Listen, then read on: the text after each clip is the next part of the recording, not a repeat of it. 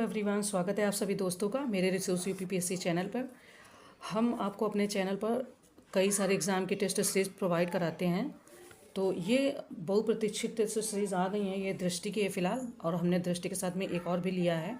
वो कौन सा लिया आपको वीडियो के माध्यम से पता चलता रहेगा। तो ये टेस्ट पेपर हमारा फर्स्ट ही है, और टेस्ट पेपर फर्स्ट हमारा, तो ये हमें हिस्ट्री का फर्स्ट टेस्ट पेपर जो मिला है वो हिस्ट्री का ही है टेस्ट पेपर, आप देख सकते हो। इसके बाद में इसमें करंट अफेयर भी इंक्लूड है, तो मैं करंट अफेयर भी आपको इसमें साथ में पढ़ाऊंगी। केवल जीएस नहीं है, मिक्स है, फुल है, और सी सेट भी है, प्लस करंट अफेयर है। ठीक है, तो चलो अब स्टार्ट करते हैं टेस्ट नंबर फर्स्ट से ही। ये 2024 के टेस्ट पेपर के लिए हैं, जो अभी आपका लगा हुआ है। मतलब कितना 72 या 70 डेज समथिंग कुछ बचा हुआ है। ठीक है, तो चलो फर्स्ट क्वेश्चन से स्टार्ट करते हैं। क्वेश्चन बहुत ध्यान से पढ़ना, बहुत छोटी छोटी मिस्टेक हैं जो आपको नुकसान भी कर सकती हैं, और उन्हीं को अगर आप ध्यान दोगे तो आपका एग्ज़ाम बहुत अच्छा हो सकता है। फर्स्ट क्वेश्चन है कि इलाहाबाद की संधि के संदर्भ में निम्नलिखित कथनों में से कौन सा से सही है। ऑप्शन ए, इलाहाबाद और कड़ा ने सम्राट शाह आलम द्वितीय को सौंप दिया। इलाहाबाद और कड़ा क्षेत्र को शाह आलम द्वितीय को सौंप दिया गया। सेकेंड है कि शाह आलम द्वितीय ने युद्ध खर्च की भरपाई के लिए ईस्ट इंडिया कंपनी को बंगाल और बिहार की दीवानी देने का फरमान जारी करने पर सहमति व्यक्त की। तो नीचे दिए गए कूट से सही उत्तर चुनना है। कूट हमारा वही है, ए बी सी और डी, ऑप्शन आप देख रहे हो। अब देखो, इसको पढ़ने के बाद में आपको क्या लग रहा होगा। बहुत सारे लोगों को पहले अगर ध्यान नहीं दिया तो लग रहा होगा कि सी ऑप्शन सही है, पर बहुत ध्यान से अगर पढ़ोगे तो जो इलाहाबाद की संधि होती है, उस संधि के अनुसार सबको पता कि नवाब शुजाउद्दौला ने इलाहाबाद और कड़ा क्षेत्र को, जो क्षेत्र था, वो सम्राट शाह आलम द्वितीय को सौंप दिया एवं कंपनी को युद्ध क्षतिपूर्ति के रूप में 50 लाख रुपए देने पर सहमति व्यक्त की। तो पहला तो सही है। सेकेंड आप ध्यान दो, शाह आलम द्वितीय ने 26 लाख रुपए के वार्षिक भुगतान के बदले में ईस्ट इंडिया कंपनी को बंगाल, बिहार और उड़ीसा, यहाँ पर जो है ना कि ये बंगाल और बिहार, केवल ये बंगाल बिहार नहीं है, बंगाल, बिहार और उड़ीसा की दीवानी देने का फरमान जारी करने पर सहमति व्यक्त की थी। इसीलिए सेकंड ऑप्शन गलत है, और जब सेकंड गलत हो जाएगा तो फर्स्ट ऑप्शन केवल सही है। जो बहुत ध्यान देंगे तो उनका तो नहीं गलत होगा, और कई बार नहीं ध्यान रहता तो इस तरीके से क्वेश्चन हमारे गलत हो जाते हैं। नेक्स्ट कह रहे हैं कि निम्नलिखित अधिनियमों पर विचार कीजिए और उन्हें उनके अधिनियम के वर्ष के संबंध में कालानुक्रमिक क्रम में व्यवस्थित कीजिए। अब ये 4 ऑप्शन दिए गए, कारखाना अधिनियम, शारदा अधिनियम, दहेज निषेध अधिनियम एंड फोर्थ विशेष विवाह अधिनियम। मैं आपको बता दूं कि ये 1857 या सारे 1857 या 1919 के बाद के ही अधिनियम हैं, यानी कि ये स्टार्टिंग के नहीं है। तो अगर आप थोड़ा सा आइडिया लगाओगे, जो कारखाना अधिनियम आता है वो आपका 1947 में आता है। ठीक है, तो यानी कि ये सभी आपके लेट वाले अधिनियम हैं। शारदा अधिनियम में भी कि बहुत सारे लोगों को याद ही होगा, 1929 का है आपका। ओके, अगर दहेज निषेध की बात करोगे तो ये और लास्ट में है 1961, और विशेष विवाह अधिनियम तो ये आपका 1954। तो जब इस तरीके से अगर आपको अब सारे क्वेश्चन नहीं आएंगे, बट अगर 1-2 आ जाते हैं तो फैक्टर तो याद करने ही पड़ेंगे, है ना। अगर देखा जाए सबसे पहले कौन आता है, तो सबसे पहले आपका शारदा अधिनियम आता है, यानी कि सेकेंड, फिर 1947, फिर 1954 और फिर 1961। तो सबसे लास्ट में थर्ड आता है, सबसे लास्ट में 2 जगह थर्ड है, लेकिन पहले में सेकेंड ही है। अब यहीं पे मिसमैच है। आंसर क्या हो जाएगा आपका, बी ऑप्शन यहाँ पर सही हो जाएगा। ठीक है, चलो आगे देखते हैं। नेक्स्ट क्वेश्चन है कि निम्नलिखित में से किस ब्रिटिश अधिकारी ने बिहार में 1857 के विद्रोह को दबाया। तो मैंने अभी आपको शॉर्ट्स में कुछ चीज़ें बताई हैं, शायद इसमें नहीं बताई, वो दूसरा चैनल है। देखो क्या होता है, मतलब ऐसा क्या है कि जैसे ये जो 1857 का विद्रोह होता है, तो इसके भारतीय रहते हैं, वो जहाँ जहाँ से इस विद्रोह में नेतृत्व करते हैं, जैसे बेगम हजरत महल हो गई, है ना, नाना राव साहब हो गए, तात्या टोपे जी हो गए, झांसी की रानी लक्ष्मीबाई हो गई। तो ये सब जो नेतृत्व निभाते हैं, तो वो कई बार हमें बहुत याद रहता है, लेकिन हमें ये नहीं याद रहता कि ब्रिटिश अधिकारी का किस क्षेत्र से इस विद्रोह को दबाने की कोशिश करते हैं, है ना। हालांकि इसका जो होगा वो विलियम टेलर हो जाएगा, जो बिहार में इस विद्रोह को दबाने की कोशिश करते हैं वो विलियम टेलर रहते हैं। ठीक है, तो फिर डी ऑप्शन आपका यहाँ पर सही हो जाएगा। लेकिन ऐसा नहीं कि ये सभी संबंधित नहीं है, ये कहीं ना कहीं से संबंधित हैं, और ये जहाँ से संबंधित हैं वो आप अच्छे से नोट डाउन कर लो, पढ़ लो, रिवाइज कर लो, क्योंकि क्वेश्चन फेवरेट है, पूछते हैं। या तो ब्रिटिश के संदर्भ में पूछेंगे कि ब्रिटिश अधिकारियों ने कहाँ से दबाया, या फिर भारतीय जो इस पर बढ़ चढ़ के हिस्सा लेते वो कहाँ से दबाते। ठीक है, जॉन निकोलस जो हैं वो आपके दिल्ली से, इसको निकोलसन जो है वो दिल्ली में दबाने की कोशिश करते हैं। हेनरी लॉरेंस जो है वो लखनऊ में कोशिश करते हैं, और जनरल हुरोज जो हैं ये आपके झांसी और ग्वालियर से, ठीक है। तो इसको भी अच्छे से पढ़ लेना। आगे बढ़ते हैं फिलहाल। नेक्स्ट क्वेश्चन है कि सूची फर्स्ट को सूची सेकंड से सुमेलित करना है और सूचियों के नीचे दिए गए कोड का उपयोग करके सही उत्तर चुनना। सूची फर्स्ट में घटनाएं हैं, क्या है? एल्बर्टविल, काकोरी षड्यंत्र, लखनऊ समझौता और प्रत्यक्ष कार्रवाई दिवस, ठीक है। अब ये भी आपका अपने आप में बहुत इंपॉर्टेंट है। तो इसके जो रहते हैं वो मतलब ब्रिटिश अधिकारी, तो उससे इसको मिलान करना है। प्रत्यक्ष कार्रवाई दिवस जो आपकी होती है वो लॉर्ड वेवल के समय, और ये लास्ट में ही होती है। अगर आप ऐसे भी फैक्टों को याद करने की कोशिश करोगे तो ये लॉर्ड वेवल के समय होती है और ये लास्ट में होती है। मतलब लास्ट इधर जब ब्रिटिश को हम लोगों यहाँ से विदाई दे देते, भगा देते, उस तरीके से। तो ये उसका दूसरा वायसरायन दिया है और उधर वो चीज़ें दी गई हैं। तो इनको जब उससे मिलान करोगे तो क्या आपका सही उत्तर आना चाहिए, वो इन्होंने पूछा है। तो ए का 4 रहेगा, क्योंकि लॉर्ड वेवल जो हैं वो प्रत्यक्ष कार्रवाई दिवस से शामिल रहते हैं। लॉर्ड चेम्सफोर्ड और लॉर्ड रीडिंग तो कहाँ कहाँ से रहते हैं। तो ए ऑप्शन यहाँ पर सही है कोड के हिसाब से।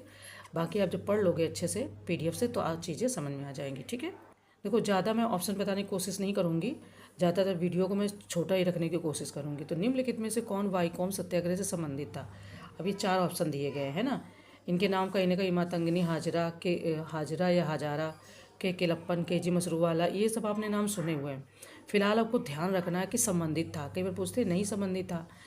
तो त्रावणकोर की रियासत में जब सामंती सैन्यवादी और रीति रिवाजों से ग्रस्त सरकार की कुर व्यवस्था से, मतलब भारतीय हर जगह त्रस्त हो जाते हैं, तो तभी कहीं ना कहीं आंदोलन करते हैं। तो इससे जो संबंधित होते हैं वो केलप्पन होते हैं। इन लोगों के बारे में और चीज़ें बढ़िया डिटेल में दी गई हैं, तो वो वहाँ से पढ़ लेना, ताकि वीडियो लंबी नहीं होगी और आपको भी बोरियत महसूस नहीं होगी। आगे बढ़ते हैं फिलहाल। 6 नंबर क्वेश्चन कह रहे हैं कि नीचे 2 कथन दिए गए हैं, एक को अभिकथन ए और दूसरे को कारण आर के रूप में प्रदर्शित किया गया है। पहली बात तो ये कथन कारण वाले क्वेश्चन को बहुत ध्यान से पढ़ना, क्योंकि एक शब्द आपका पूरा क्वेश्चन गलत करा देगा। और आरो यारो में ये क्वेश्चन की मात्रा काफ़ी थी, ठीक है। PCS में भी आएगी, तो इसमें बिल्कुल भी लापरवाही मत करना। ये सारे अपडेटेड पेपर हैं और सारे वीडियोस में अपडेटेड हैं जो अपलोड करूँगी, तो अच्छे से पढ़ना। क्योंकि मैंने अभी इसका रिव्यू बताया था, आई थिंक इस वीडियो में नहीं दूसरे में। तो एक पूर्वी और पश्चिमी, इससे क्वेश्चन गलत हो जाता है। तापमान अधिक या तापमान नॉर्मल लिखा था कि तापमान बढ़ जाता है, फिर लिखा था कि अधिकतम तापमान बढ़ जाता है। सिर्फ 2 शब्दों से क्वेश्चन गलत हो जाते हैं। तो मैं नहीं चाहती कि जो मैंने गलतियां करी वो आप भी करो, तो बहुत ध्यान से पढ़ना। अभिकथन ए है कि डच और अंग्रेजी ईस्ट इंडिया कंपनियों दोनों ने मसूलीपट्टनम शहर को नियंत्रित करने का प्रयास किया। कारण आर कह रहे हैं कि यह 17वीं शताब्दी में पश्चिमी तट पर सबसे महत्वपूर्ण बंदरगाह बन गया था।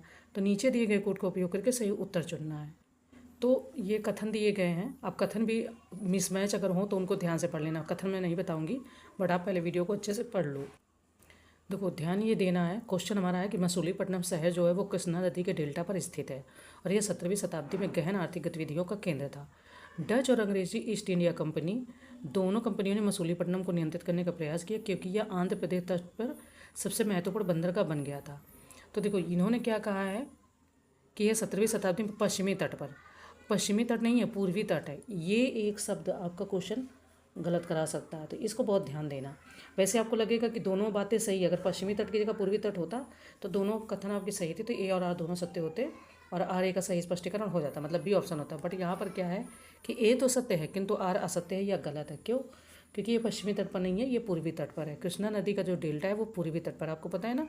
जो भारत हमारा इस तरीके से है, ठीक है, इस तरीके से फिर इधर करके और ये इधर, तो ये जो आंध्र प्रदेश का तट है ये पूर्वी तट हो जाएगा, ठीक है। ये मैंने ऐसे रफली बना दिया, वैसे मेरा मैप ठीक बनता है। आगे बढ़ते हैं। नेक्स्ट कह रहे हैं, अब देखो फैक्ट क्यों आते हैं, क्योंकि क्वेश्चन में मतलब जो पेपर बनाते हैं पेपर सेटर वो फैक्ट पूछते हैं, तो चीज़ें याद रहनी चाहिए, पता नहीं कौन सा कहाँ काम आ जाए। कह रहे निम्नलिखित में से कौन सी घटना लॉर्ड कर्जन के कार्यकाल से संबंधित नहीं है। अब क्योंकि नहीं है तो पहले ही आप इसको टिक कर लो। ऑप्शन ए बंगाल का विभाजन संबंधित है, भारतीय लोक सेवा मंडल का गठन, सी अकाल आयोग की स्थापना, एंडी हंटर आयोग का गठन। अब आपको ये पता होगा कि ये बंगाल का जो विभाजन होता है वो जस्ट पहले ही होता है। हाँ, मंथ में मतलब फ़र्क हो जाता है। इसका बंगाल विभाजन ना हो उसके लिए एक आयोग, एक अधिनियम कह सकते पारित होता, वो मंथ में पहले होता है। तो अगर आप लॉजिक लगाओगे तो इनमें से कौन सा ऑप्शन होगा, ये भी नहीं होगा, ये भी नहीं होगा और ये भी नहीं होगा। अकाल आयोग की स्थापना भी इससे सब मतलब कि नहीं है। हंटर आयोग की सिफारिश प्राथमिक और माध्यमिक शिक्षा पर केंद्रित थी और जो कि आपका लॉर्ड कर्जन से संबंधित घटना नहीं है, तो हंटर आयोग का गठन हो जाएगा, ठीक है। थोड़ा सा ध्यान दोगे तो चीज़ें क्लियर हो जाएंगी। आगे बढ़ते हैं। हाँ, जो भी स्टूडेंट अगर इंग्लिश मीडियम से जुड़े हो तो ये आप इसको फिर देखते चलो। क्वेश्चन ये 5th नंबर है, ये 6 नंबर है। ठीक है, मैं डिटेल में हिंदी ही पढ़ा रही हूँ, लेकिन इसको आप वीडियो को पॉज करके देख सकते हैं। ये आपका 7। आगे बढ़ते हैं। फिलहाल ये 1st नंबर से शायद मैंने नहीं दिखाया, तो इसको भी आप देख लो। इसमें भी मैंने बताया था कि क्या मिस्टेक हो सकती है। बहुत बहुत ध्यान से देखना, क्योंकि क्वेश्चन कैसे गलत हो रहे हैं मैं भी अपना एनालाइज करती हूँ, तो मेरे को आइडिया लगता है, वही आप भी देख लो अच्छे से। ठीक है, चलो नेक्स्ट है कि लाला लाजपत राय के संदर्भ में निम्नलिखित कथनों में से कौन सा से सही। ऑप्शन फर्स्ट, उन्होंने वर्ष 1921 में servants of people society, servants of India नहीं, सर्वेंट्स ऑफ पीपल सोसाइटी की स्थापना की। सेकंड कह रहे हैं कि उन्होंने स्वराज पार्टी के गठन में भी भाग लिया। तो नीचे दिए गए कोर्स से सही उत्तर चुनना है। अब ये ऑप्शन दिए गए हैं, पहले आप ध्यान करो कि लाला लाजपत राय इनमें संबंधित थे कि नहीं संबंधित थे, है ना। फिर आप अपना आंसर दो। जो लाला लाजपत राय थे वो भारत के महानतम स्वतंत्रता सेनानियों में से एक थे, इसमें कोई शक नहीं है। उन्हें ही हम पंजाब केसरी और पंजाब का शेर भी कहते थे। उन्होंने लोगों के कल्याण के लिए 1921 में, ठीक है, ये जो सोसाइटी है या जो सोसाइटी है, ये 1921 में उन्होंने इसकी स्थापना की थी। ठीक है, तो फर्स्ट तो सही हो गया। देश बंधु चित्तरंजन दास ने वर्ष 1922 में पंडित मोतीलाल नेहरू और लाला लाजपत राय के साथ मिलकर स्वराज पार्टी की स्थापना की थी। इन्होंने कहा कि उन्होंने स्वराज पार्टी के गठन में भी भाग लिया था, तो ये भी सही है। तो फिर अब आपका आंसर यहाँ पर जो हो जाएगा वो जो आप गेस कर रहे हो सही है। ठीक है, कभी कभी सी ऑप्शन सही होते हैं, बट कभी कभी नहीं होते, ज़्यादातर नहीं होते हैं। ठीक है, चलो आगे बढ़ते हैं। कह रहे हैं कि श्रमिक संघ आंदोलन की शुरुआत से पहले भारत का पहला श्रमिक नेता किसे माना जाता है। Option A Narayan Meghaji Lokhande, B Lala Lajpat Rai, C BP Wadia, and D Sorabji Shapoorji Bengali. तो हम कहीं ना कहीं जब ये आंदोलन वगैरह होते तो हम इन लोगों के नाम बीपी वाडिया हुए या सोराबजी सापोरजी हुए इनके सुनते रहते हैं, पर क्या वाकई में जब सुनते हैं तो ठीक है। अभी क्वेश्चन में क्या होगा कि कौन संबंधित था। वर्ष 1890 यानी 1890 में एन.एम. लोखंडे ने बॉम्बे मिल हैंड्स एसोसिएशन की स्थापना की थी। ठीक है, जो आपका जो बॉम्बे मिल है की स्थापना की, और जो भारत का पहला संगठित श्रमिक संघ था। ठीक है, उन्होंने बॉम्बे मिल हैंड्स एसोसिएशन की स्थापना की और मराठी में दीनबंधु नामक पत्रिका का प्रकाशन भी शुरू किया था। ठीक है, तो फिर ऑप्शन क्या हो जाएगा, तो ऑप्शन ए आपका यहाँ पर फिलहाल सही हो जाएगा। अब लाला लाजपत राय, बीपी वाडिया, सोराबजी सापोरजी बंगाली, इनके बारे में डिटेल में चीज़ें दी गई हैं, तो आप इन ऑप्शन को भी पढ़ोगे तो आपके और क्वेश्चन में भी मतलब कि आपको हेल्प मिलेगी। ठीक है, तो हम पूरा नहीं पढ़ा रहे हैं क्योंकि फिर वीडियो बहुत लंबी हो जाती है अनावश्यक, तो हम चलते हैं नेक्स्ट क्वेश्चन की ओर। ठीक है जी, क्वेश्चन है आपका कि जमींदारी प्रथा के संदर्भ में निम्नलिखित कथनों में से कौन सा सही नहीं है। अब देखो यहाँ पर जब सही नहीं पूछते तो पहले ही टिक लगा लो। ऑप्शन फर्स्ट है, इसने निश्चित किराए या अधिभोग अधिकारों के प्रावधान के बिना सदस्यों के भूमि अधिकारों को स्थायी रूप से स्थापित कर दिया। जमींदारी में सही नहीं है वो पूछ रहे हैं, सही है तो फिर नहीं टिक लगाना है। नेक्स्ट कह रहे हैं कि इसे वर्ष 1793 में लॉर्ड कॉर्नवालिस द्वारा स्थायी बंदोबस्त के माध्यम से पेश किया गया था। सी है कि इस व्यवस्था के अंतर्गत भू राजस्व सीधे किसानों से वसूला जाता था। एंड डी यह बंगाल, बिहार और उड़ीसा में प्रचलित थी। अब इसमें क्या सही नहीं है। पहली बात तो जमींदारी जो व्यवस्था होती है वो या प्रथा होती है वो वर्ष 1793 में लॉर्ड कॉर्नवालिस द्वारा स्थायी बंदोबस्त के नाम से शुरू की गई थी। ये वाला ऑप्शन तो एब्सोल्युटली राइट है। जब आप इसको ऐसे निकालोगे ना तो आपको पता चल जाएगा, थोड़ा आइडिया मतलब लग जाएगा। मुझे भी नहीं लगता है, ऐसा नहीं कि बहुत आता, तो ये आपका हो जाता है कि बी ऑप्शन तो सही है।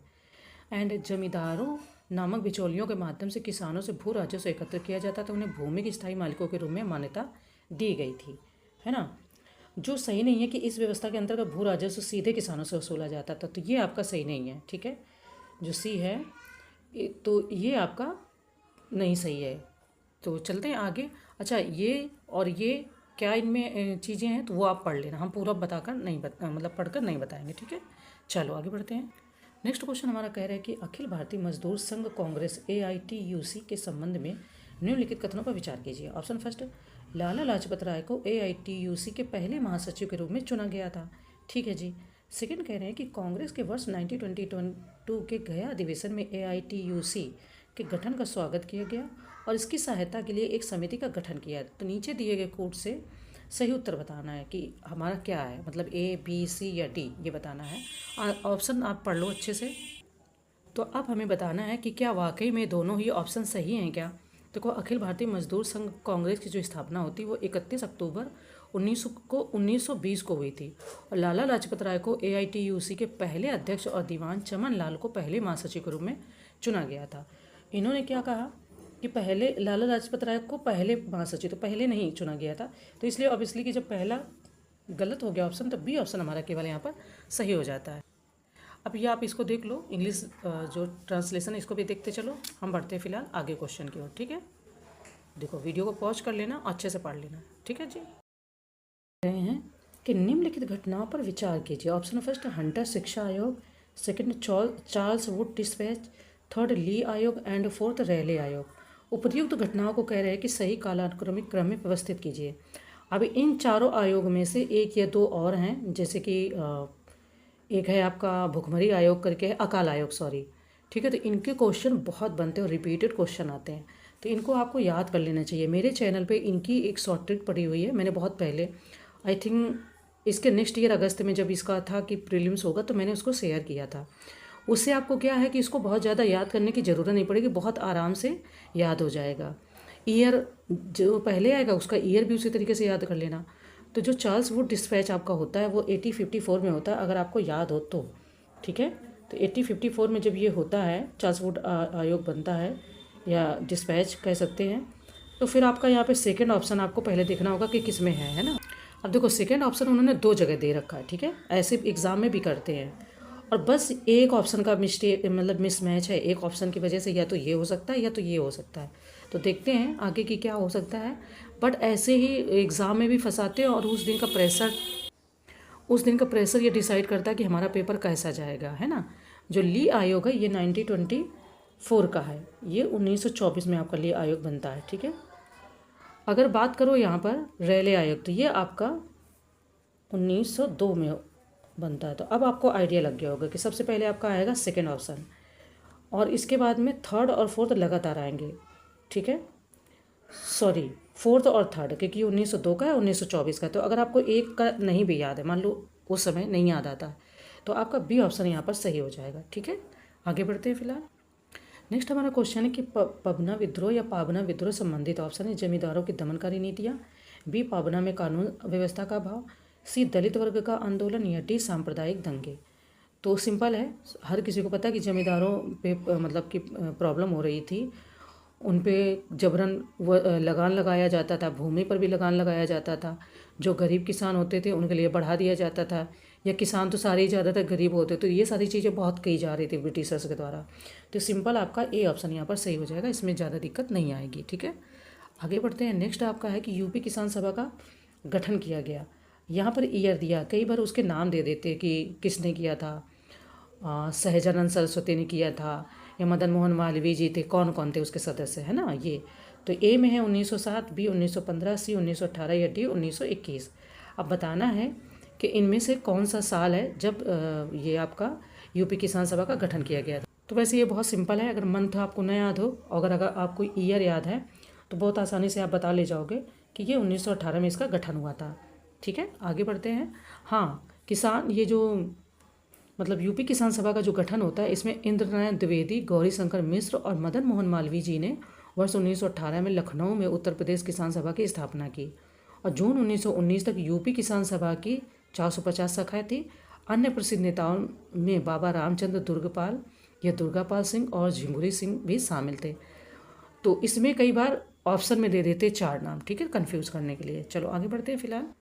नेक्स्ट हमारा क्वेश्चन कह रहे हैं कि वॉरेन हेस्टिंग ने निम्नलिखित उद्देश्यों से कलकत्ता मदरसा की स्थापना की। ऑप्शन है भारत में प्राच्य शिक्षा में रुचि को पुनर्जीवित करना, बी कंपनी के दरबार में ब्रिटिश प्रशासन की सहायता के लिए योग्य भारतीयों को तैयार करना, सी स्थानीय भाषा में शिक्षा को बढ़ावा देना, एंड डी बेहतर प्रशासन के लिए ब्रिटिश नागरिकों को मुस्लिम रीति रिवाजों और कानूनों में प्रशिक्षित करना। सबसे एक मोटी बात जो समझ लो कि कभी भी ब्रिटिशर्स ने भारत का भला करने के लिए शिक्षा में बढ़ावा या शिक्षा में जो निवेश किया वो नहीं किया। उन्होंने हमेशा चाहा कि ब्रिटिशर्स को पढ़े लिखे नौकर मिले, ठीक है, उनकी जी हजूरी करने वाले। तो ज़्यादातर चीज़ों में उन्होंने अपने ही स्वार्थ के चलते किया, पर क्योंकि हिंदुस्तानी अच्छे थे, बहुत सारी जगह पे उन्होंने बहुत सारे अच्छे काम किए, तो उसमें उन्होंने अपनी अच्छाई ढूंढ ली। जैसे कहते हैं ना कि बहुत सारे लोग निगेटिविटी फैलाते हैं, बहुत सारे लोगों के साथ में गलत होता है, पर उसके बावजूद वो कहीं ना कहीं अच्छाई ढूंढ लेते हैं।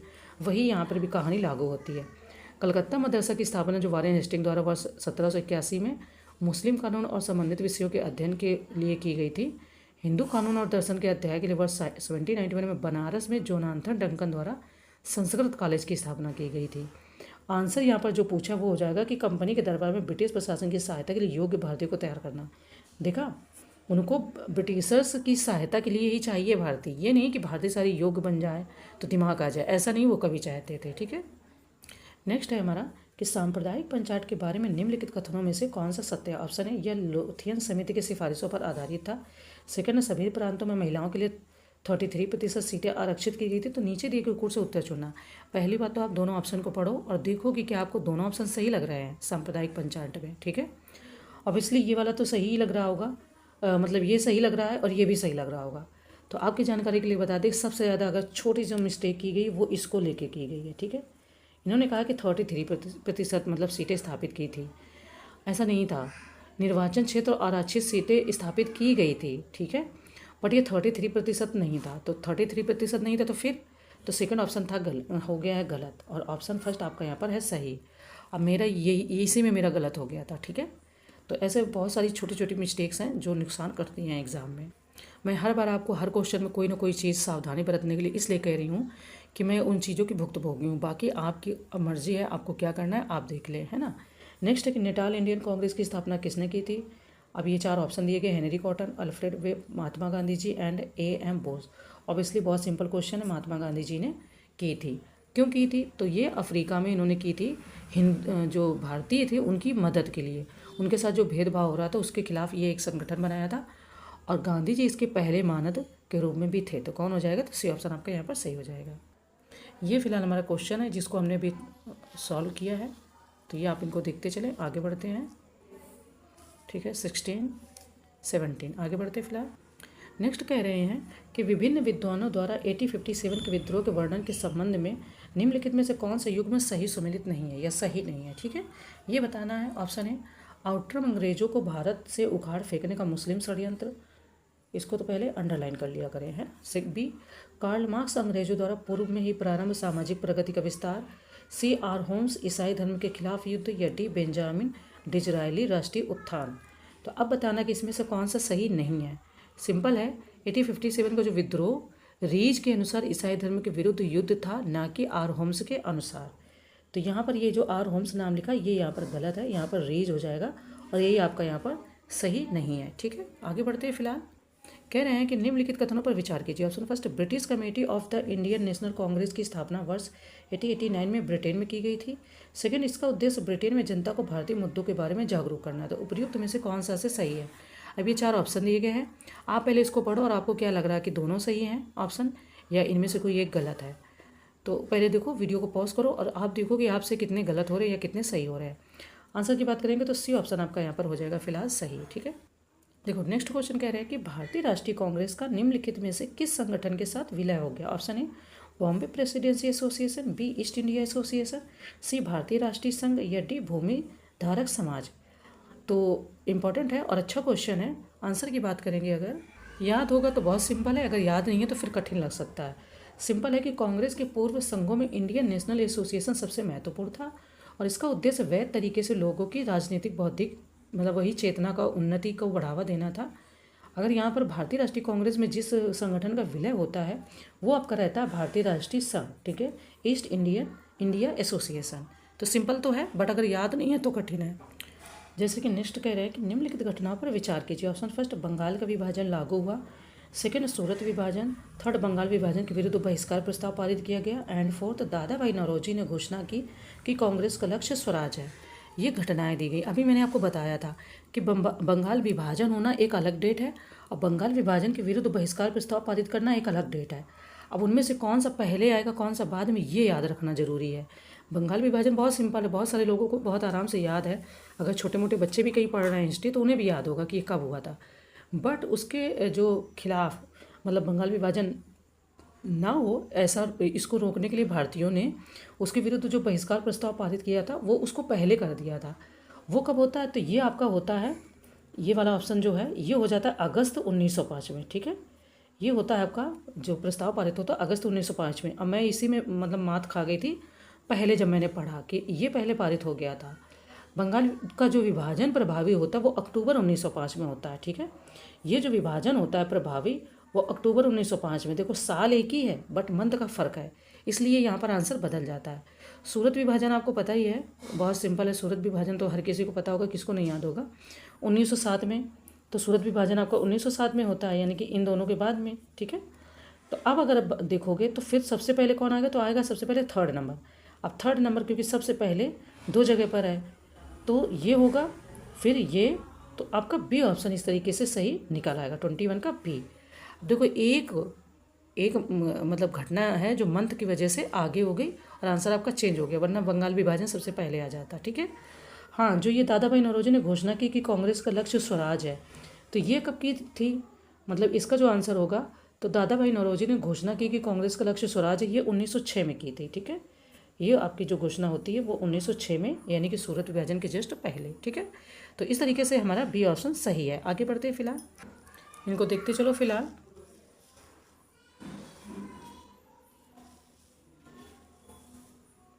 चलिए आगे बढ़ते हैं। देखो कह रहे हैं कि प्रार्थना समाज ने सामाजिक जागरूकता के लिए कौन सा समाचार पत्र शुरू किया था, ठीक है। तो ये चार ऑप्शन दिए गए, बंगदूत, दिग्दर्शन, सुबोध पत्रिका एंड बंग दर्शन। तो पहली बात तो प्रार्थना समाज था क्या, अगर आपको पता होगा तो बहुत अच्छी बात है। प्रार्थना समाज हिंदू धर्म के भीतर ही एक सुधार आंदोलन था और इसकी स्थापना जो होती वो 1867 में हुई थी और इसने महाराष्ट्र पुनर्जागरण के में महत्वपूर्ण भूमिका निभाई, मतलब महाराष्ट्र में पुनर्जागरण में महत्वपूर्ण भूमिका निभाई। दादोबा पांडुरंग एवं आत्माराम पांडुरंग प्रार्थना समाज के संस्थापक हैं। प्रार्थना समाज द्वारा जो सुबोध पत्रिका जो प्रकाशित होती है वो सुबोध नामक मुखपत्र चलाया जाता है। तो फिर क्या हो जाएगा, तो सुबोध पत्रिका इसका सही आंसर हो जाएगा। अगर पूछते कि इसके जो संस्थापक वो कौन है, तो वो आत्माराम पांडुरंग और दादोबा पांडुरंग हो जाते हैं, ठीक है। नेक्स्ट कह रहे हैं कि टीपू सुल्तान की मृत्यु के बाद मैसूर राज्य में क्या परिवर्तन हुआ था या हुए थे। ऑप्शन कह रहे हैं कि सर विलियम बेंटिक ने वर्ष 1831 में कुशासन के आधार पर मैसूर पर अधिकार कर लिया। थर्ड, लॉर्ड रिपन ने वर्ष 1880 मतलब 1881 में राज्य को उसके शासक को बहाल कर दिया। तो ये तीन कथन इन्होंने दिए हैं, ठीक है। अब तीन कथनों में से कौन से सही है ये बताना है। ऑप्शन आप देख लो, ऑप्शन आपके सामने ही है, ठीक है। ऑप्शन मैं पढ़ के नहीं बताऊंगी, तो ऑप्शन देख लो कि इनमें से कौन से सही होंगे, फर्स्ट सेकेंड और थर्ड, या फर्स्ट सेकेंड या सेकेंड थर्ड, या थर्ड फर्स्ट सेकेंड और थर्ड, तीनों ही साथ में सही होंगे, ये बताना है, ठीक है। तो टीपू सुल्तान की मृत्यु के बाद मैसूर राज्य में क्या होता है परिवर्तन, वो उसी का इन्होंने फैक्ट बना दिया है। वेलेजली ने मराठाओं को मैसूर साम्राज्य के सूंडा और हरपुनेली जिलों की पेशकश की, जिसे बाद में उन्होंने अस्वीकार कर दिया, ठीक है। एंड अंग्रेजों ने मतलब मैसूर का नया राज्य एक अल्प आयु शासक कृष्णराज तृतीय के अधीन पुराने हिंदू राजवंश वाडियार्स को सौंप दिया, जिन्होंने सहायक संधि स्वीकार कर लिया। तो कथन फर्स्ट तो सत्य है। वर्ष 1831 में विलियम बेंटिक ने उसको शासन के आधार पर मैसूर पर अधिकार कर लिया, तो सेकंड भी सत्य है। बाद में 1881 में लॉर्ड रिपन ने राज्य को उसके शासक को बहाल कर दिया, तो थर्ड भी सत्य है। तो फिर क्या सत्य है, यानी कि आंसर तो मिल गया। तो डी ऑप्शन सत्य है, यानी कि फर्स्ट सेकंड और थर्ड तीनों ऑप्शन सत्य है। लेकिन ये मैसूर राज्य के लिए काफ़ी इंपॉर्टेंट फैक्ट है, तो इनको याद रखना, ठीक है। चलिए आगे बढ़ते हैं। फिलहाल कह रहे हैं कि इल्बर्ट बिल के बारे में निम्नलिखित कथनों में से कौन सा सही है। ऑप्शन फर्स्ट, इसमें प्रस्तावित किया गया कि भारतीय मजिस्ट्रेट यूरोपीय लोगों पर आपराधिक मामलों में मुकदमा चलाएंगे। नेक्स्ट कह रहे हैं कि इसने भारतीयों को यूरोपीय लोगों के खिलाफ दीवानी और आपराधिक मामले दायर करने की अनुमति दी। किसने, तो इल्बर्ट बिल के बारे में बता रहे हैं, ठीक है। सी कह रहे हैं कि इसने भारतीय सिविल सेवक अधिकारियों को यूरोपीय लोगों को जेल की सजा देने के लिए अधिकृत किया। एंड डी, यह भारतीय राष्ट्रवादियों के समर्थन में लिटन के नेतृत्व में एक आंदोलन था। वो चार फैक्ट दिए गए, अब सही तो कोई एक ही आंसर होगा, है ना।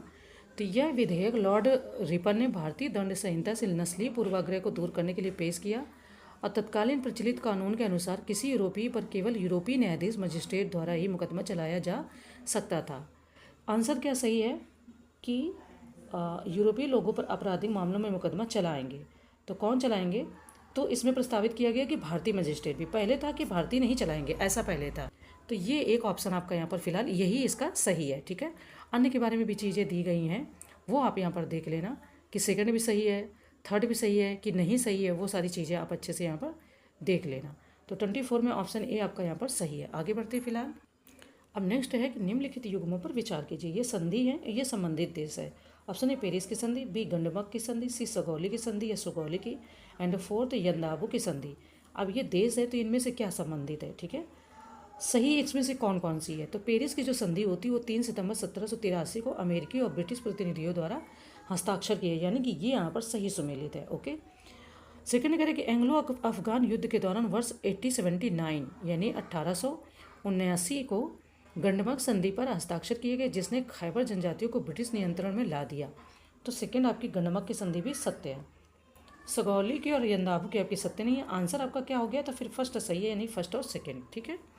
अब ये क्यों नहीं सही है तो इनको आप अच्छे से डिटेल में पढ़ लेना। तो ये 22 से हम लोगों ने अभी सॉल्व किए हैं, इनको आप देखते चले। 24, 25। ठीक है, चलो आगे बढ़ते हैं। देखिए नेक्स्ट कह रहे हैं कि सूची फर्स्ट को सूची सेकंड से सुमेलित कीजिए और नीचे दिए गए कोड का उपयोग करके सही उत्तर चुनिए। ये सूची फर्स्ट में विद्रोह है और ये सूची सेकंड में वर्ष है। अहोम विद्रोह, पोलिगर्स विद्रोह, मुमारिस विद्रोह एंड पाइका विद्रोह। ठीक है, तो ये आपके यहाँ पर हैं। अभी हमने एक इनमें से शायद कोई विद्रोह के बारे में डिस्कस किया या अन्य कभी पहले टेस्ट पेपर में किया। ठीक है, बीपीएससी में तो किए ही हैं। तो वर्ष 1828 में जो सबसे पहले आपका यहाँ पर आएगा, असम में गोमधर कोंवर के नेतृत्व में अहोम विद्रोह हुआ। ठीक है, वैसे भी असम आपका करंट न्यूज़ से संबंधित है इस समय। तो आपका क्या हो जाएगा यहाँ पर? अब देखो फर्स्ट ऑप्शन अहोम विद्रोह, ये 4 से संबंधित है, यानी A4। अब यहाँ पर ऑप्शन में A4 एक ही में दिया, तो बी ऑप्शन। खिलाफत आंदोलन के बारे में क्वेश्चन है कि खिलाफत आंदोलन से प्रत्यक्षतः संबंधित नेता कौन नहीं थे? ऑप्शन है Mohammad Ali, B Hazrat Mohani, C Maulana Shaukat Ali and D Mohammad Iqbal. तो प्रत्यक्षतः संबंधित नहीं थे का मतलब है कि इसमें कि वो लगभग मतलब उन्होंने भाग लिया होगा इधर उधर से, पर डायरेक्ट उनका उससे कोई लेना देना नहीं हुआ। इस तरीके से क्वेश्चन पूछ रहे हैं, मैं एकदम घर की भाषा में बोल दी हूँ इसलिए। मोहम्मद इकबाल एक कवि दार्शनिक थे जिन्होंने खुदी के दर्शन को बढ़ावा दिया और जो इस्लामी दुनिया के बौद्धिक एवं सांस्कृतिक पुनर्निर्माण से संबंधित थे। ये संबंधित थे पर खिलाफत से नहीं संबंधित थे। तो वही कह रहे कि सारे जहाँ से अच्छा औपचारिक रूप से तराना ए हिंदी के रूप में जाना जाता है और यह उर्दू कविता की गज़ल शैली में कवि मोहम्मद इकबाल द्वारा लिखे गए बच्चों के लिए एक उर्दू भाषा का देशभक्ति गीत है और ये कविता 1904 में प्रकाशित हुई थी। तो प्रत्यक्षता कौन नहीं संबंधित थे? तो वो थे मोहम्मद इकबाल। ठीक है, तो डी ऑप्शन हमारे यहाँ पर सही हो जाता। आगे बढ़ते हैं। कह रहे हैं कि निम्नलिखित में से किस संधि ने द्वितीय आंग्ल मराठा युद्ध का मार्ग प्रशस्त किया? ऑप्शन है वडगांव की संधि, बी सूरत की संधि, सी बेसिन की संधि या डी पूना की संधि। तो बताना है यहाँ पर प्रथम आंग्ल मराठा युद्ध से पहले पेशवा बनने के लिए उनको मदद प्राप्त करने के लिए रघुनाथ राव और अंग्रेजों के बीच सूरत की संधि करनी पड़ी थी। ये तो याद ही होगा, है ना, रघुनाथ राव याद है। तो 1775 पर हस्ताक्षर किए गए थे और वर्ष 1777 यानी 1777 में नाना फडणवीस ने फ्रांसीसी बंदरगाह हासिल करके ब्रिटिश कलकत्ता काउंसिल के साथ अपनी संधि का उल्लंघन करने की कोशिश की। अंग्रेजों ने पुणे की ओर से एक सेना भेजकर जवाबी कार्रवाई की। तो अगर यहाँ पर पूरी व्याख्या ना पढ़ो, अगर इतना याद रखो कि कौन सा मतलब मार्ग प्रशस्त किया यहाँ पर, तो और है जैसे कि बाजीराव द्वितीय और अंग्रेजों के बीच बेसिन की संधि 1802 पर हस्ताक्षर किए गए। तीसरे आंग्ल मराठा युद्ध के बाद पेशवा और अंग्रेजों के बीच पूना की संधि 1817 पर हस्ताक्षरित हुई। तो जो सही आंसर है वो आपकी हो जाएगी पूना की संधि। ठीक है, सॉरी वो जगह है पूना, बट जो संधि होगी वो हो जाएगी बेसिन की। ठीक है, तो सी ऑप्शन हमारा यहाँ पर सही हो जाएगा। आगे बढ़ते हैं। देखो ये चारों ही संधि अपने आप में किसी न किसी चीज़ से संबंधित है। तो मैंने एक या दो इसलिए पढ़ के बताया ताकि आपको थोड़ा आइडिया रहे। हाँ, ज़्यादा मैं खुद ही नहीं बताने की कोशिश करती हूँ कि वीडियो लॉन्ग ना हो और आपको बोरिंग महसूस ना हो, है ना। तो और चीज़ों को आप जब पढ़ोगे फिर उसको समझोगे तो आपको लगेगा कि हाँ ये आंसर इसका सही होगा, वरना आपको लगेगा कि पूना मतलब अगर याद नहीं है तो लगेगा पूना की संधि, अगर यहाँ पर गेस वर्क करेंगे तो। लेकिन अगर याद है तो कोई बात नहीं। नेक्स्ट है कि निम्नलिखित में से किसने प्राउड रिजर्व की नीति लागू की? ऑप्शन है Lord Lytton, B John Lawrence, C Dupleix या डी वॉरेन हेस्टिंग। तो प्राउड रिजर्व की नीति किसने लागू की? ये पहले आप इसको थोड़ा सा पॉज करो वीडियो को और सोचो, अगर आपने पढ़ा है तो आपको याद आएगा। लिटन वर्ष 1876 में भारत के वायसराय बने। उन्होंने प्राउड रिजर्व की नीति शुरू की और जिसका उद्देश्य वैज्ञानिक सीमाएं निर्धारित करना और प्रभाव के क्षेत्रों की सुरक्षा करना था। तो क्या हो जाएगा? लॉर्ड लिटन संबंधित है इससे। ठीक है, चलो ये हमने फिलहाल यहाँ से क्वेश्चन देखे हैं तो ये आप देख लो। ठीक है, 129। आगे बढ़ते हैं। नेक्स्ट आपका कथन कारण का है, कह रहे कि नीचे दो कथन दिए गए हैं, एक को अभिकथन ए और दूसरे को कारण आर के रूप में प्रदर्शित किया। अभिकथन ए कहता है कि असहयोग आंदोलन के दौरान मोतीलाल नेहरू, सी आर दास, सी राजगोपालाचारी और आसफ अली जैसे कई वकीलों ने अपनी वकालत छोड़ दी। ठीक है। कारण कह रहा है कि इस आंदोलन की विदेशी मानद और सरकारी उपाधियों का बहिष्कार, ठीक है, उपाधियों का बहिष्कार एक महत्वपूर्ण विशेषता थी। तो नीचे दिए गए कूट से हमें सही उत्तर चुनना है। ये हमारे कूट दिए गए हैं। हमें पहले ये याद रखना कि क्या कथन इसका जो पूछ रहे हैं वो क्या सही है क्या, ये हमें यहाँ पर देखना है। तो अगर बात करें तो भारतीय राष्ट्रीय कांग्रेस ने सितंबर 1920 में कलकत्ता में एक कांग्रेस सत्र के दौरान असहयोग आंदोलन शुरू किया था। ये तो याद ही है ना। और ये वर्ष 1919 के जलियांवाला बाग नरसंहार के बाद शुरू किया गया था। वर्ष 1921 और 22 के दौरान इस आंदोलन में तेजी आई। हजारों छात्रों ने सरकारी नियंत्रण वाले स्कूल और कॉलेज छोड़ दिए। तो कथन ए आपका यहाँ पर सही कह रहे हैं और कारण आर भी सत्य है। मतलब कथन ए और आर दोनों सत्य हैं और आर ए का सही स्पष्टीकरण भी है। तो फिर क्या आंसर हो जाना चाहिए? तो आंसर आपका हो जाना चाहिए बी, क्योंकि इसी में दोनों चीज़ें सही दी है, क्योंकि यहाँ पर थोड़ा सा इन्होंने ये ऑप्शन को बदला है। ठीक है, तो ये ध्यान रखना है। आगे बढ़ते हैं कि निम्नलिखित में से किसने सबसे पहले भारत के लिए संविधान बनाने के लिए संविधान सभा का विचार रखा? ऑप्शन है कांग्रेस पार्टी, बी मुस्लिम लीग, सी सर्वदलीय सम्मेलन या डी स्वराज पार्टी। तो नॉर्मल है, बहुत सिंपल क्वेश्चन है और बहुत बार आया हुआ है क्वेश्चन ये। यहाँ पर अगर संविधान सभा के बनाने का विचार की बात की जाएगी तो स्वराज पार्टी कार्यकर्ता का एक समूह था जिसने 1934 में यानी 1934 में संविधान सभा की अवधारणा को भारतीय स्वतंत्रता संग्राम के हिस्से के रूप में भारत को पूर्ण शासन प्रदान करने के लिए प्रस्तुत किया या वकालत की कह सकते हो।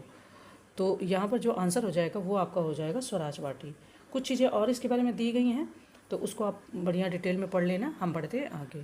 कह रहे हैं कि बोस ने मार्च 1940 में रामगढ़ में एक समझौता विरोधी सम्मेलन बुलाया जो एक संयुक्त प्रयास था।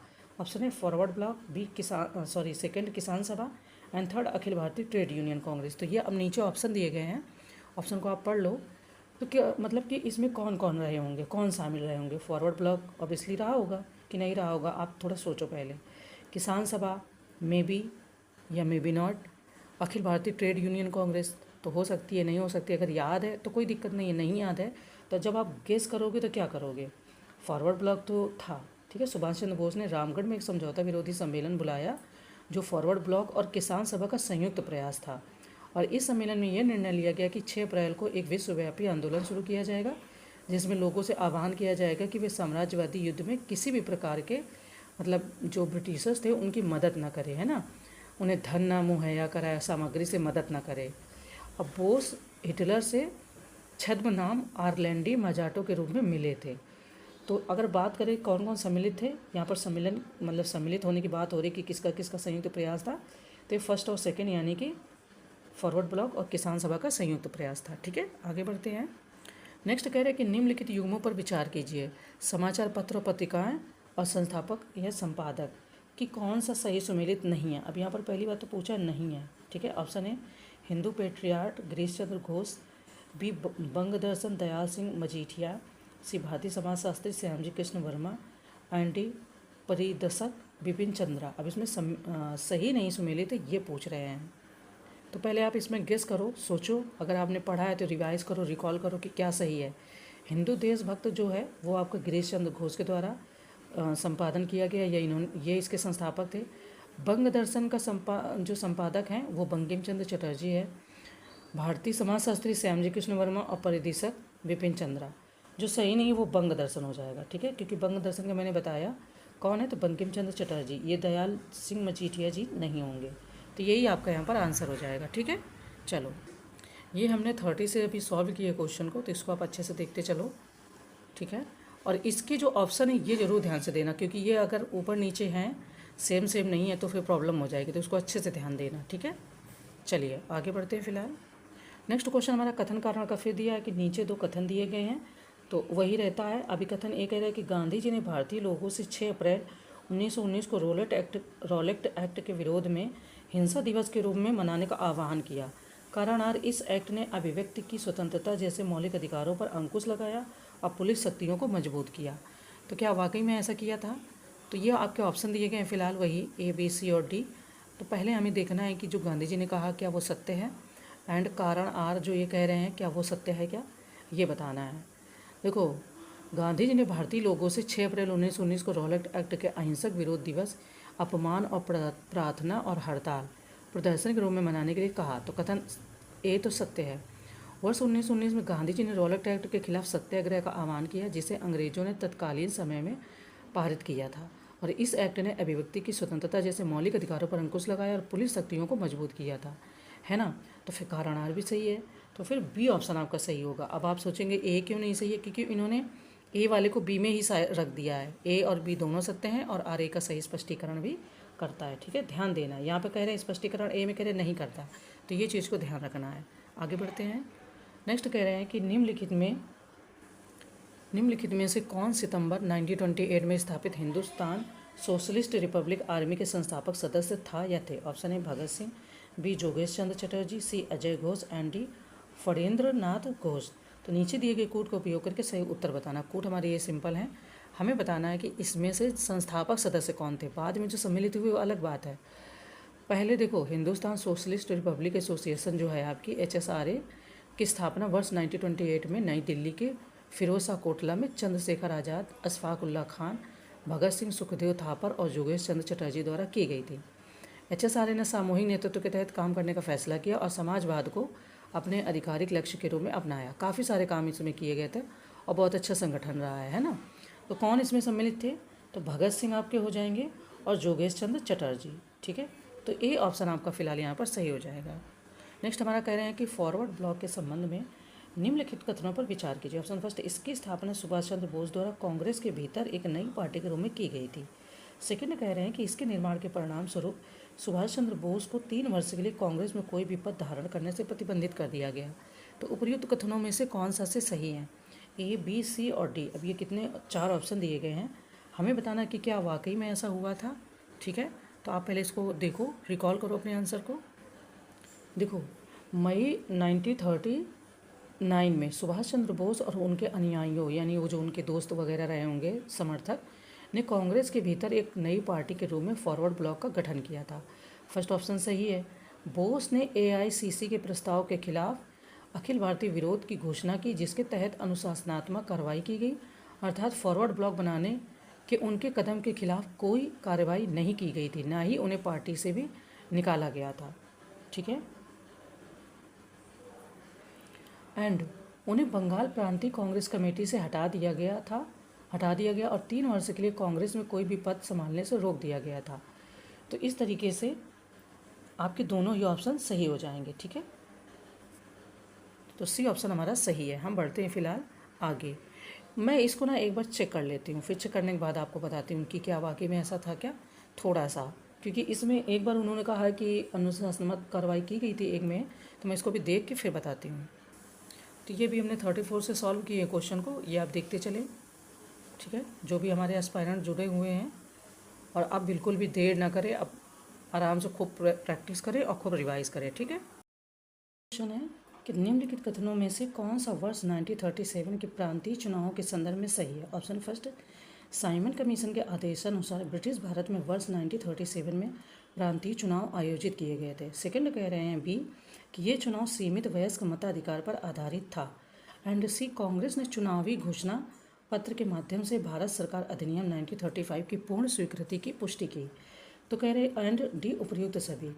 अब हमें बताना है कि A, B, C सही है या उपर्युक्त सभी, यानी कि डी सही ऑप्शन है इसका। तो अगर आपको रिकॉल हो रहा है तो आप याद करो पहले कि ब्रिटिश अधीन भारत में वर्ष 1937 के प्रांतीय चुनाव का आयोजन भारत सरकार अधिनियम 1935 के आदेशानुसार किया गया था। ये कह रहे हैं कि साइमन कमीशन के, तो जो ये वाला ऑप्शन, ये यहाँ पर इतनी वर्डिक्ट है, यही इस ऑप्शन को गलत कर देती है, ठीक है।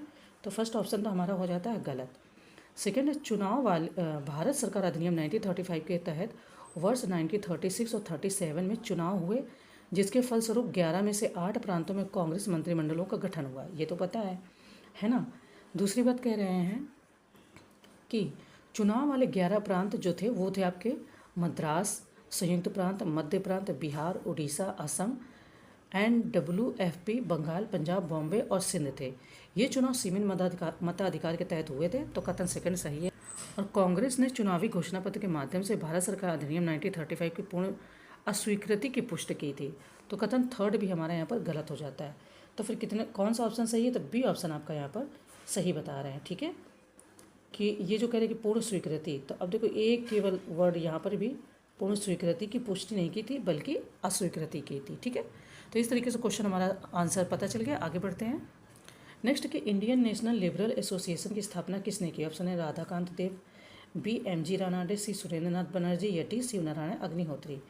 India who found the Indian national liberal association? तो ये जो है आपका, ये कब गठित होता है? तो वर्ष 1918 की मॉन्टेग्यू रिपोर्ट के कारण कांग्रेस में विभाजन हुआ। नरमपंथियों ने इसका स्वागत किया जबकि गर्मपंथियों ने इसे लेकर विरोध व्यक्त किया, और कांग्रेस में फूट पड़ने के फलस्वरूप उदारवादी नेताओं ने वर्ष 1919 में इंडियन नेशनल लिबरल फेडरेशन का गठन किया। तो फिर जब नरम दल की बात अगर यहाँ पर आएगी तो कौन हो जाएंगे? तो इसकी स्थापना सुरेंद्रनाथ बनर्जी, ठीक है, सुरेंद्रनाथ बनर्जी ने की थी। और इसके कुछ प्रमुख नेता और थे जो थे तेज बहादुर सप्रू, वी.एस. श्रीनिवास शास्त्री और M.R. जयकर भी थे। ठीक है, तो सी ऑप्शन हमारा सही है। फिलहाल आगे देखते हैं। नेक्स्ट है कि निम्नलिखित में से किसने भारत महिला परिषद की स्थापना की? ऑप्शन है Sarla Devi Chaudhrani, B Ramabai Ranade, C Pandita Ramabai Saraswati and D Cornelia Sorabji. तो किसने भारत महिला परिषद की स्थापना की? ठीक है, तो आप थोड़ा सा गेस अगर कर सकते हो तो हो जाएगा आपका बी रमाबाई रानाडे। ओके, चलिए आगे बढ़ते हैं। नेक्स्ट है कि निम्नलिखित में से किसने मासिक पत्रिका वितल विध्वंसक की शुरुआत की? ऑप्शन है Gopal Baba Walangkar, B R Ambedkar, C E.V. Ramaswamy Naicker and D Bal Shastri जम्भेकर।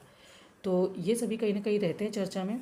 अब आपको थोड़ा सा रिकॉल करना है कि बाबा जो गोपाल बाबा वालंगर हैं, जिन्हें गोपाल कृष्ण के नाम से भी जानते हैं या जाना जाता है, उन्होंने निम्न जातियों के जागरण के आंदोलन के लिए ये जो मासिक पत्रिका है वितल विध्वंसक, इसकी शुरुआत की थी। ठीक है, गोपाल बाबा वालंगर। आगे बढ़ते हैं, वन लाइनर क्वेश्चन है।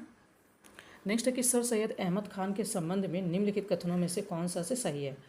ऑप्शन फर्स्ट कह रहे कि वह वर्ष 1878 में इंपीरियल लेजिस्लेटिव काउंसिल के सदस्य बने और उनकी निष्ठा को देखते हुए अंग्रेजों ने उन्हें नाइटहुड की उपाधि से सम्मानित किया। सेकंड, उन्होंने पर्दा, बहुविवाह और पीरी तथा मुरादी प्रथा का समर्थन किया। तो नीचे दिए गए हैं आपके ऑप्शन, हमें बताना है यहाँ पे सही आंसर। ऑप्शन पढ़ के समय ना बर्बाद करें, झट से अपना आंसर बताएं। ठीक है, तो एक सम्भ्रात मुस्लिम परिवार में जन्मे सर सैयद अहमद खान ब्रिटिश सरकार की न्यायिक सेवा, तो जो सर सैयद अहमद खान थे वो ब्रिटिश सरकार की न्यायिक सेवा में एक निष्ठावान सदस्य थे। वर्ष 1876 में सेवानिवृत्ति के बाद वर्ष 1878 में वे इंपीरियल लेजिस्लेटिव काउंसिल के सदस्य बने और उनकी निष्ठा को देखते हुए अंग्रेजों ने उन्हें नाइटहुड की उपाधि से सम्मानित किया। तो ये तो सही है। सेकंड में जो कह रहे हैं कि उन्होंने पर्दा और बहु प्रथा का जो ये कह रहे हैं कि देखते हुए ये समर्थन किया, तो ये आपका गलत है। उन्होंने इसका समर्थन नहीं किया था बल्कि इसका विरोध किया था। तो फिर आपका ऑप्शन ए यहाँ पर सही हो जाना चाहिए। ऑब्वियसली बहुत नॉर्मल क्वेश्चन है ना। तो चलो आगे बढ़ते हैं। ये हमने अभी क्वेश्चन सॉल्व किए हैं, तो ये आप देखते चलिए। 37, 38, फिर आपका 39, 40 और ये आपका 41। ओके, नेक्स्ट है कि देवबंद आंदोलन ऑब्लिक पंथ के संदर्भ में निम्नलिखित कथनों में से कौन सा से सही है? ऑप्शन फर्स्ट, इसकी शुरुआत मोहम्मद कासिम नानोतवी और रशीद अहमद गंगोही ने की थी। सेकंड, देवबंद पंथ ने भारतीय राष्ट्रीय कांग्रेस के गठन का स्वागत किया। तो नीचे दिए गए हैं कोट, और कोट से आपको बताना है आंसर। सबसे पहली बात कि मुस्लिम समुदाय के लिए धार्मिक नेताओं को संगठित करने एवं उनकी संख्या में वृद्धि करने के उद्देश्य से मोहम्मद कासिम नानोतवी 1832 से 80 और रशीद अहमद गंगोही 1828 से 1905 ने वर्ष 1866 में 1866 में सहारनपुर जिले संयुक्त प्रांत के दारुल उलूम में देवबंद आंदोलन की शुरुआत की थी। तो कथन फर्स्ट तो सही है। सैयद अहमद खान के अलीगढ़ आंदोलन के विपरीत देवबंद आंदोलन मुस्लिम समुदाय के नैतिक और धार्मिक कायाकल्प की मांग पर केंद्रित था। देवबंद आंदोलन में पश्चिमी शिक्षा और ब्रिटिश सरकार के प्रयोजन के माध्यम से मुसलमानों की भलाई को केंद्र में रखा गया था। तो अगर बात करो यहाँ पर कि कौन सा ऑप्शन यहाँ सही है, तो आपका ऑप्शन ए सही है, यानी कि फर्स्ट और सेकेंड दोनों ही सही है। हाँ, ये जो कह रहे देवबंद ने भारतीय राष्ट्रीय कांग्रेस के गठन का स्वागत किया, तो क्या वाकई में स्वागत किया था? तो अगर यहाँ देखें तो सर सैयद अहमद खान के संगठनों की यूनाइटेड पेट्रियार्क एसोसिएशन और मोहम्मद एंग्लो इंडियन एसोसिएशन के विरुद्ध देवबंद पंथ ने वर्ष 1888 में भारतीय राष्ट्रीय कांग्रेस की स्थापना का समर्थन करते हुए एक फतवा यानी धार्मिक फरमान जारी किया, यानी कि स्वागत किया। अगर मोटा मोटा समझे तो ये तो ऑप्शन ए सही है। फर्स्ट और सेकंड दोनों ही ऑप्शन हमारे सही है। ठीक है, नेक्स्ट है कि वर्ष 1907 में स्थापित Indian society of oriental art द्वारा प्रदान की जाने वाली छात्रवृत्ति सर्वप्रथम किसने प्राप्त की? Option A Abanindranath Tagore, B Nandalal Bose, C Rabindranath Tagore, या डी मुकुंद दास। 4 ऑप्शन दिए गए हैं, हमें बताना है। तो सिंपली अगर आपको रिकॉल हो रहा होगा तो याद आएगा, वरना तो फिर गेस भी कर सकते हो। फिलहाल जो है नंदलाल बोस जी को ये छात्रवृत्ति प्राप्त हुई और वो प्रथम या सर्वप्रथम व्यक्ति थे। ठीक है। नेक्स्ट है कि नीचे 2 कथन दिए गए, कथन कारण का क्वेश्चन है। अभी कथन ए कहता है कि भारतीय राष्ट्रीय कांग्रेस के नरमपंथी यह समझने में विफल रहे कि अंग्रेजों द्वारा विधान परिषद में किए गए सुधारों का उद्देश्य नरमपंथियों को पुरस्कृत करने के बजाय गर्मपंथियों को अलग थलग करना था। कारण आर कि चरमपंथी इस बात से अनभिज्ञ थे कि नरमपंथी आधिकारिक दमन के विरुद्ध उनकी रक्षा की प्राथमिक पंक्ति के रूप में कार्य कर सकते हैं। तो अब देखो, बातें तो दोनों बता दी, ये ऑप्शन आप खुद से ही समझ लो, पढ़ लो। क्या यहाँ पर क्या सही है कि मतलब ए और आर दोनों सत्य हैं, किंतु आर ए की सही व्याख्या करता है कि नहीं करता है ना। तो फिलहाल ए और आर सत्य तो हैं दोनों, बट एक दूसरे की ये लोग व्याख्या नहीं करते हैं। तो ए ऑप्शन आपका यहाँ पर हो जाता है सत्य। ठीक है, ये रहा आपका क्वेश्चन। 42 से हमने अभी देखा है। ठीक है, आगे बढ़ते हैं। ये 45 नंबर क्वेश्चन है। कह रहे हैं इनमें से कौन सा सही नहीं है। ठीक है, अब ये 4 ऑप्शन दिए गए। सत्येंद्र सिन्हा वर्ष 1909 में वायसराय की कार्यकारी परिषद में नियुक्त होने वाले पहले भारतीय थे। बी वर्ष 1909 के पार्लियामेंट्री सुधार के अनुसार इंपीरियल लेजिस्लेटिव काउंसिल और प्रांतीय विधान परिषदों में निर्वाचित सदस्यों की संख्या में वृद्धि की गई। सी अप्रैल 1906 में बरेंद्र कुमार घोष और भूपेंद्र नाथ दत्त ने साप्ताहिकी युगांतर की शुरुआत की। एंडी बारदोली सत्याग्रह का कारण यूरोपीय नील बागान मालिकों द्वारा लागू की गई 3 कठिया पद्धति या 3 कठिया प्रणाली का विरोध था। मैं चारों इसलिए पढ़ के बताई ताकि इसका जो बेस है वो समझ में आए, वरना मैं आपको बोल देती कि आप ऑप्शन खुद से ही पढ़ लो, फिर मैं आंसर बताऊंगी तो मुझे भी समझ में नहीं आएगा कि क्यों सही है क्यों गलत है। ठीक है, इसलिए बता रही हूँ। नहीं, ज़्यादातर मैं ऑप्शन क्या कर रही हूँ कि आपके ऊपर छोड़ देती हूँ कि टाइम भी बचेगा और ऑप्शन को आप पढ़ के देख लो, है ना। अनावश्यक क्यों वीडियो लंबी करना। बात करें कि यहाँ पर कौन सही नहीं है। सबसे पहली बात, 3 कठिया पद्धति कहाँ लागू थी वो आपको आइडिया लग गया होगा। तो जब आइडिया लग गया होगा तो अगर बात करोगे कि मतलब कौन सा इसका आंसर है, तो आंसर ऑब्वियसली आपका निकल आएगा सही। क्या है आंसर सही? तो वो है डी, बहादुरी सत्याग्रह का कारण यूरोपीय नील बागान मालिकों द्वारा की गई 3 कठिया प्रणाली, ये गलत है और यही इसका आंसर है। इन तीनों को आप डिटेल में वहाँ से पढ़ लेना, फिर हम बढ़ते हैं आगे। ठीक है, नेक्स्ट है कि वर्ष 1909 में लंदन में इंडियन होम रूल सोसाइटी की शुरुआत किसने की? ऑप्शन है Shyamji Krishna Varma, Madanlal Dhingra, C madam Bhikaiji Cama and D Annie Besant. तो कोई एक इनमें से हैं जो मतलब इसमें इसकी स्थापना की या शुरुआत की। तो श्यामजी कृष्ण वर्मा ने 1905 में लंदन में भारतीय छात्रों के लिए एक केंद्र के रूप में Indian home rule society India house की स्थापना की। कुछ डिटेल में चीज़ें और दी गई हैं तो वो बढ़िया से आप पढ़ लेना। हम देख लेते पहले गदर मूवी, नहीं गदर क्वेश्चन। गदर पार्टी है ना हिस्ट्री में, तो अब जब आपको गदर मूवी देखने का मन करे तो ये भी याद आ जाएगा साथ में, उसी से रिलेटेड है ना। गदर पार्टी के संबंध में निम्नलिखित कथनों पर विचार कीजिए। ऑप्शन फर्स्ट, इसका मुख्यालय वैंकूवर में स्थित था और इसकी अन्य शाखाएं अमेरिकी तटीय और सुदूर पूर्व क्षेत्र तक विस्तृत थी। ठीक है भाई। सेकेंड कह रहे हैं कि इसके सदस्यों का उद्देश्य भारत में विद्रोह की शुरुआत करना था और वर्ष 1914 में 2 घटनाओं कामागाटा मारू घटना और प्रथम विश्व युद्ध की शुरुआत ने इसे अपने उद्देश्यों के लिए काफ़ी प्रोत्साहित किया। ठीक है, बात तो सही है। तो उपयुक्त कथनों में से कौन सा से सही है? ये घटना तो घटित हुई थी, पर क्या गदर पार्टी रियल में इसी से मतलब रिलेटेड थी? क्या सत्य है ये बातें या नहीं सत्य है, वो हमें बताना है। तो देखो यहाँ पर ऑप्शन बदल दिए गए हैं, मैं आपके ऊपर ऑप्शन छोड़ देती हूँ तो उनको सही से पढ़ना। सी में ना तो फर्स्ट ना सेकेंड कह रहे हैं, ध्यान रखना। अब आपको लगे दोनों सत्य हैं और आप से टिक कर दो और ये ना पढ़ो। ठीक है, तो ये ध्यान रखना, क्योंकि जो एग्ज़ाम है ना बहुत ही अलग तरीके का हो रहा है ना। तो डी ऑप्शन है, यानी कि फर्स्ट और सेकंड दोनों ही सही हैं। तो यानी कि ये जो गदर पार्टी की स्थापना का उद्देश्य है वो यही उद्देश्य था। ठीक है, चलो आगे बढ़ते हैं भाइयों और बहनों। नेक्स्ट है कि निम्नलिखित में से किसका संबंध वर्ष 1915 की Berlin committee for Indian independence से नहीं था? ये ऑप्शन है वीरेंद्र नाथ चट्टोपाध्याय, बी भूपेंद्र नाथ दत्ता, सी लाला हरदयाल, या डी गुरुबख्श सिंह ढिल्लो। तो किसका इससे संबंध नहीं था? देखो, जो वीरेंद्र नाथ चट्टोपाध्याय, भूपेंद्र नाथ दत्ता और लाला हरदयाल तथा अन्य लोगों ने तो इससे संबंधित योजनाओं के तहत जर्मन विदेश कार्यालय की मदद से वर्ष 1915 भारतीय स्वतंत्रता के लिए बर्लिन समिति की स्थापना की। वो तो सही है, पर डी आपका सही नहीं है, गुरुबख्श सिंह ढिल्लो। ठीक है, आगे बढ़ते हैं। ये रहा आपके क्वेश्चन, तो इनको भी पढ़ते चलो। ठीक है प्यारे भाइयों और बहनों, हम बढ़ते हैं आगे। देखो, माहौल है बहुत ख़राब, गुस्सा बहुत भरा हुआ है। गुस्से का कारण आप समझ रहे हैं कि समाज में क्या घटनाएं घटित हो रही हैं। मतलब वो घटना तो है ही नहीं। मैं बात तो नहीं करना चाहती उस विषय पे, पर मन नहीं मानता है। क्योंकि एक समय चला था ना, जब आप न्यूज़पेपर में या टीवी में सुनते थे कि बहनों को बोला जाता था कि आप मिर्च पाउडर लेके चलो। अब मिर्च पाउडर से काम नहीं चलेगा। अब जो समय चल रहा है, मुझे लगता है कि आप जैसे मोबाइल फ़ोन और अपना मेकअप या कोई ज़रूरी सामान लेके चलते हो ना, उसी में एक अच्छी धारदार चाकू लेके चलो। वो चाकू अपनी सुरक्षा के लिए लेके चलो, किसी को मतलब नुकसान मत पहुंचाओ।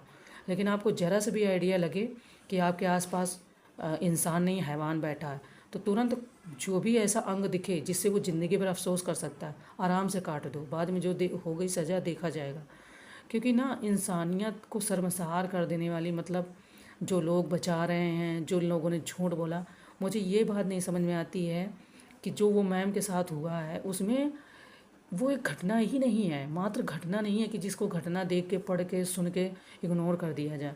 मेरे मन में तो ऐसे ख्याल आते कि जो लोग बचा रहे हैं उनके घर में क्या माँ बहनें नहीं हैं? उन्हें ये नहीं कुछ समझ में आता है कि ये पूरी इंसानियत को ही खा गया इंसान। चलो हम मान लिए थे, मानते हैं कि तुम बॉक्सर थे तो तुमने उसे इतना मारा पीटा, पर क्या तुम्हें ज़रा सा तरस नहीं आया कि वो कैसे तड़प रही होगी, हैं? और तुम्हें एक ही चीज़ नज़र आती है, तुम इंसान से कब हैवान बन गए। मतलब एक बुरे वर्ड में कहें तो इंसान कुत्ता बन सकता है, हैं? इंसान एकदम कुत्ता बन गया है। कुत्तों में इतनी अच्छी वफ़ादारी आ गई है कि वो इंसान की इतनी मदद करते, पर इंसानों में वफ़ादारी नहीं आई। मुझे गुस्सा तो बहुत लगती है, पर अब हमारे पास वो चीज़ें नहीं, वो पावर नहीं कि हम कुछ चीज़ों को इस तरीके से बदल सकते हैं। तभी मैं आपको थोड़ा थोड़ा सा ऐसे वर्ड बोलती हूँ कि आप थोड़ा सा खुशी से पेपर को अटेंड करें, टेस्ट सीरीज़ को अच्छे से लगाएं, क्योंकि माहौल बहुत ख़राब है और मन में बहुत, मैं उनकी वीडियो देखती हूँ तो मैं लिटरली मतलब सच में रोने लगती हूँ।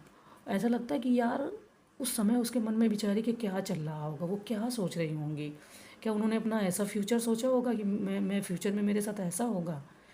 एक ऐसी घटना जो पूरी इंसानियत ही ख़त्म कर दी है।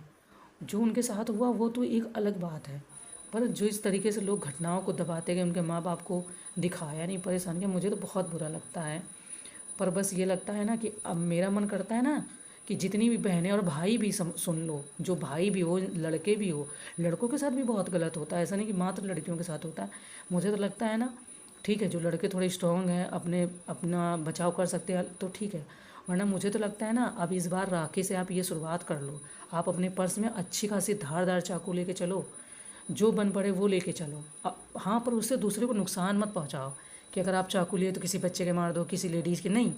अगर आपको लगता है कि आपके आसपास कोई हैवान है, आपको ज़रा सा भी हिंट लगता है तो चाकू लेके चलो। मुझे तो अब ये लगता है मिर्च पाउडर से काम नहीं चलेगा। क्यों? क्योंकि भैया ना तो कभी कभी ना तो प्रशासन साथ देता है, ना शासन साथ देता है, ना सत्ता पे बैठे लोग बोलते हैं, मुंह बंद कर लेते हैं, दुनिया की बातों के लिए बात करते हैं और जो मेन टॉपिक होते हैं उसे इग्नोर कर देते हैं। तो वैसे मैं ये नहीं कि मैं उकसा रही हूँ, पर मुझे तो लगता है ना। बाकी मतलब बहुत दुख होता, बहुत तकलीफ़ होती कि ऐसा भी हमारे देश में हो रहा। स्वतंत्रता बहुत है, पर किस चीज़ की स्वतंत्रता है समझ में नहीं आता। चलो वैसा टॉपिक है, फिर कभी टाइम मिलेगा तो बात करेंगे। पर मुझे मतलब क्या ही बताएं। चलो क्वेश्चन अटेम्प्ट करते हैं ना। नेक्स्ट है कि निम्नलिखित कथनों में से कौन सा सही नहीं है। अब यहाँ पर भी सही नहीं है पूछ रहे हैं। ऑप्शन फर्स्ट, वर्ष 1813 के चार्टर अधिनियम के अनुसार राजस्व प्रशासन को न्यायपालिका के कार्यों से अलग कर दिया गया, ये कह रहे हैं। बी, वर्ष 1813 के चार्टर अधिनियम के अनुसार भारत में व्यापार पर कंपनी का एक अधिकार समाप्त हो गया, किंतु कंपनी ने चीन के साथ चाय का व्यापार बरकरार रखा। ये लाइन बहुत आती है और बहुत मज़े की लगती है ना। नेक्स्ट कह रहे हैं कि वर्ष 1793 के चार्टर अधिनियम द्वारा बंगाल, मद्रास, बॉम्बे और अन्य सभी क्षेत्रों को गवर्नर जनरल के पूर्ण नियंत्रण में दे दिया। डी है कि वर्ष 1861 के भारतीय परिषद अधिनियम द्वारा ब्रिटिश अधीन भारत सरकार के कार्यकारी व विधायी कार्यों को अलग कर दिया। अब इसमें से कोई एक है जो सत्य नहीं है, ठीक है, वो आपको यहाँ पे गेस करना है। ये तो कन्फर्म सत्य है, ठीक है, बी सत्य है, ये असत्य नहीं कह सकते। वर्ष 1793 के चार्टर अधिनियम 1793 विच मीन्स कि सी ऑप्शन के चार्टर अधिनियम के अनुसार राजस्व प्रशासन को न्यायपालिका से अलग कर दिया गया और इसके कारण माल अदालत का अस्तित्व समाप्त हो गया। वर्ष 1813 के चार्टर अधिनियम के अनुसार भारत में व्यापार, मतलब ये तो वही बात हो गई। ईस्ट इंडिया कंपनी के चार्टर को नवीनीकृत करने के लिए ब्रिटिश संसद में चार्टर अधिनियम 1853 पारित किया गया और यह पहली बार था गवर्नर जनरल की परिषद के विधायी और कार्यकारी कार्यों का बंटवारा किया गया। तो कौन सा इसमें सही नहीं 49 में, तो डी ऑप्शन आपका यहाँ पर सही नहीं है, ठीक है। नेक्स्ट कह रहे हैं कि कारावास में डाले जाने वाले पहले भारतीय पत्रकार कौन थे। ऑप्शन है तारकनाथ दास, बी सुरेंद्रनाथ बनर्जी, सी बाल गंगाधर तिलक या डी अरविंदो घोष। तो बताना है सुरेंद्रनाथ बनर्जी कारावास में डाले जाने वाले पहले भारतीय पत्रकार थे। तो मोटा मोटा समझ लो बी ऑप्शन। ठीक है, चलो।